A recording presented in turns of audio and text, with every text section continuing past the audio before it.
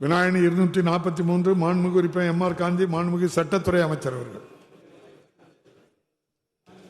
பேரவைத் தலைவர் அவர்களே, விடை ஆ இல்லை, ஆ எனவே இவ்வினா எழவில்லை. மாண்புமிகு உறுப்பினர் எம்.ஆர். காந்தி.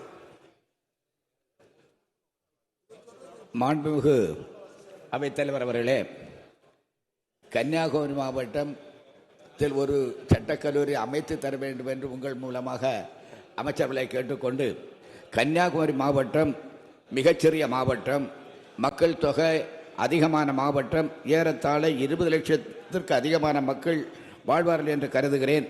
படித்தவர்கள் அதிகம் உள்ள மாவட்டமாக கருதப்படுகிறது. தொழில்துறையோ ஆலைகளோ இல்லாத மாவட்டம், விவசாயத்தால் வாழுகின்ற ஏழை மாவட்டம். ஒவ்வொரு ஆண்டும் ஏறத்தாழ 21,000 மாணவ மாணவிகள் +2 முடித்து வெளியே வருகிறார்கள். பலர் கல்லூரிகளிலே படித்து வருகிறார்கள். ஆனால் அவர்களுக்கு அவர்கள் படித்து வரக்கூடியவர்கள் மருத்துவக் கல்லூரியில் படிக்கிறார்கள், பொறியியல் கல்லூரியில் படிக்கிறார்கள், வெளி மாவட்டத்தில் படிக்கிறார்கள், நர்சிங் படிக்கிறார்கள், ITI படிக்கிறார்கள், பாலிடெக்னிக் படிக்கிறார்கள். ஆனால் அந்த ஏழை மாணவர்கள் சட்டம் பயில கன்னியாகுமரி மாவட்டத்தில் அரசு சட்டக்கல்லூரி துவக்க உங்கள் மூலமாக அமைச்சரவர்களை கேட்டுக்கொள்கிறேன். தனியார் கல்லூரிகளில் சட்டம் பயில்வது என்பது மிக உயர்ந்த கட்டணத்திற்குரியது. எனவே அமைச்சர் அவர்கள் முழு முயற்சி எடுத்து ஏழை இம்மாவட்டத்து இளைஞர்களுக்காக சட்டக்கல்லூரி அமைத்து தர வேண்டும் என்று அவைத்தலைவர் மூலமாக அரசையும் அமைச்சர் அவர்களை கேட்டுக்கொள்கிறேன். மாண்புமிகு அமைச்சர்.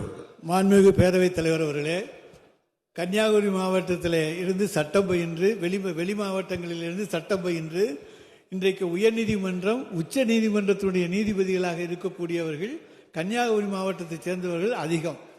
அதிலும் பெண் நீதிபதிகள் இன்றைக்கு சென்னையிலும் மதுரையிலும் 2 பெண் நீதிபதிகள் கன்னியாகுமரி மாவட்டத்தைச் சேர்ந்தவர்கள் இருக்கிறார்கள்.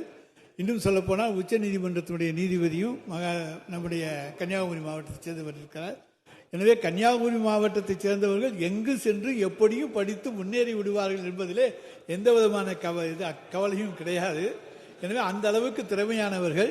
இன்றைக்கு எந்த இடத்தில் பார்த்தாலுமே அங்கே கன்னியாகுமரி மாவட்டத்தைச் சேர்ந்தவர்கள் தான் படித்தவர்களாக வேலை வாய்ப்பிலே எங்களுக்கு இடம் வேண்டும் என்று கேட்டு அங்கே வாங்கி அதற்கு பிறகு கன்னியாகுமரிக்கு மாற்றல் கிடைப்பதுதான் இன்றைக்கு கஷ்டமான ஒன்று. அந்த அளவுக்கு சிறந்த படிப்பாளிகள் உள்ள மாவட்டம் அந்த மாவட்டம்.